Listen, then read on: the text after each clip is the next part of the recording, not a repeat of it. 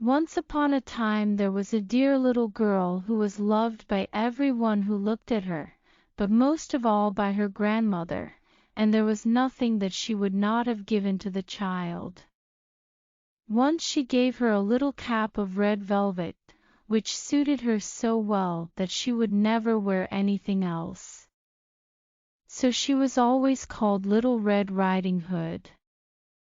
One day her mother said to her, "Come, Little Red Riding Hood, here is a piece of cake and a bottle of drink.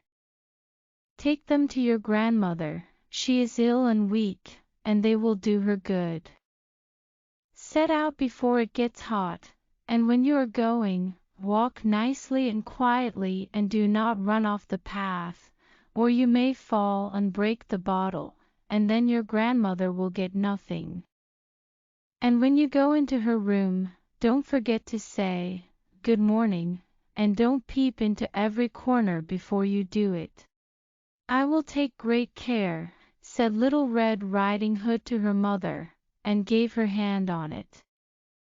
The grandmother lived out in the wood, half a league from the village, and just as Little Red Riding Hood entered the wood, a wolf met her. Little Red Riding Hood did not know what a wicked creature he was, and was not at all afraid of him. "Good day, Little Red Riding Hood," said he. "Thank you kindly, Wolf."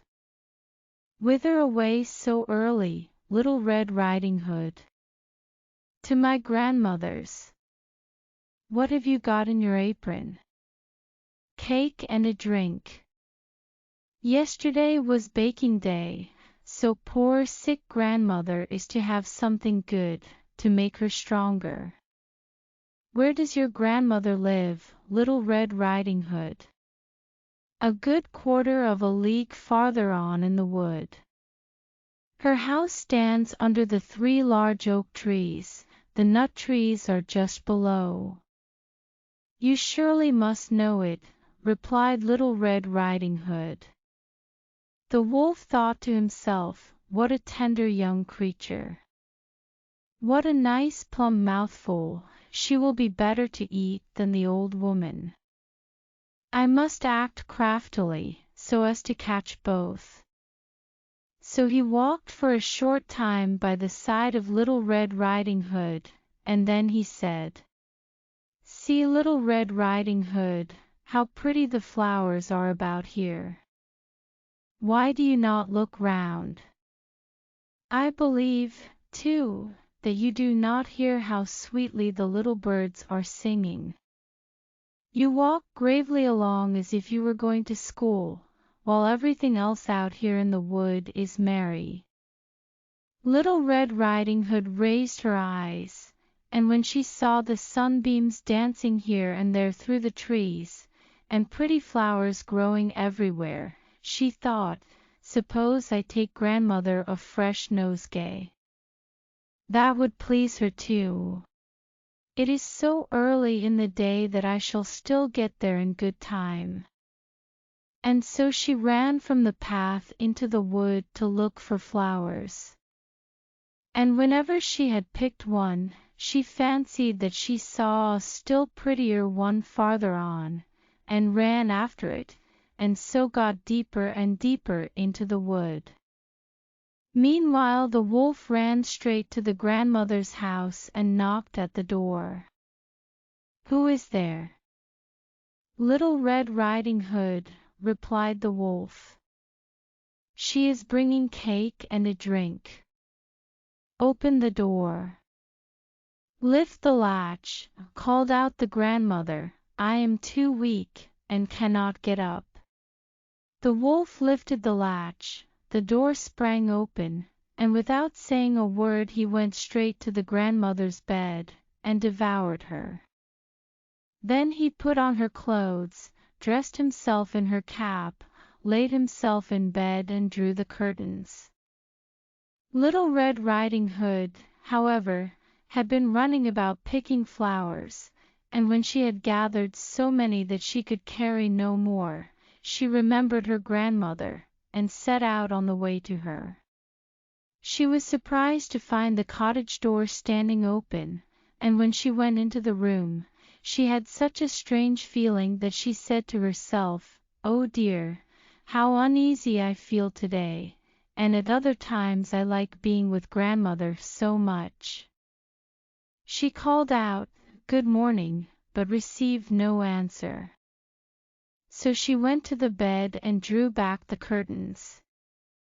There lay her grandmother with her cap pulled far over her face, and looking very strange. "Oh, grandmother," she said, "what big ears you have!" "The better to hear you with, my child," was the reply. "But, grandmother, what big eyes you have," she said. "The better to see you with, my dear." "But, grandmother, what large hands you have." "The better to hug you with." "Oh, but, grandmother, what a terrible big mouth you have." "The better to eat you with." And scarcely had the wolf said this, than with one bound he was out of bed and swallowed up Little Red Riding Hood.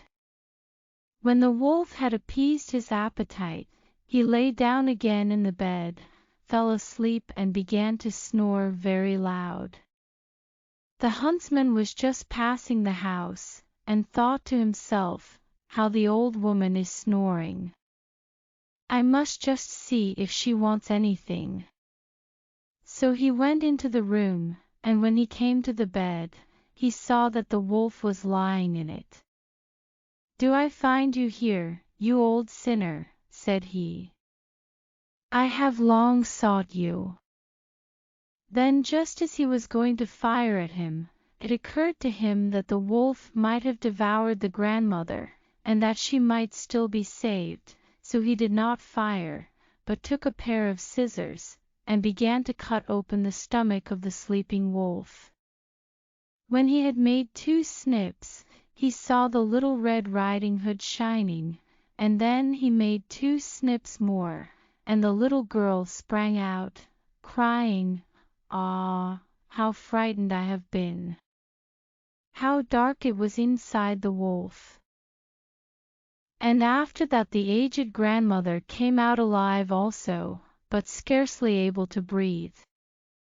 Little Red Riding Hood, however, quickly fetched great stones with which they filled the wolf's belly, and when he awoke, he wanted to run away, but the stones were so heavy that he collapsed at once, and fell dead. Then all 3 were delighted. The huntsman drew off the wolf's skin and went home with it. The grandmother ate the cake and drank the wine which Little Red Riding Hood had brought, and revived, but Little Red Riding Hood thought to herself, "As long as I live, I will never by myself leave the path, to run into the wood, when my mother has forbidden me to do so." It is also related that once when Little Red Riding Hood was again taking cakes to the old grandmother, another wolf spoke to her, and tried to entice her from the path. Little Red Riding Hood, however, was on her guard, and went straight forward on her way, and told her grandmother that she had met the wolf, and that he had said good morning to her, but with such a wicked look in his eyes, that if they had not been on the public road she was certain he would have eaten her up. "Well," said the grandmother, "we will shut the door, that he may not come in." Soon afterwards the wolf knocked, and cried, "Open the door, grandmother, I am Little Red Riding Hood, and am bringing you some cakes."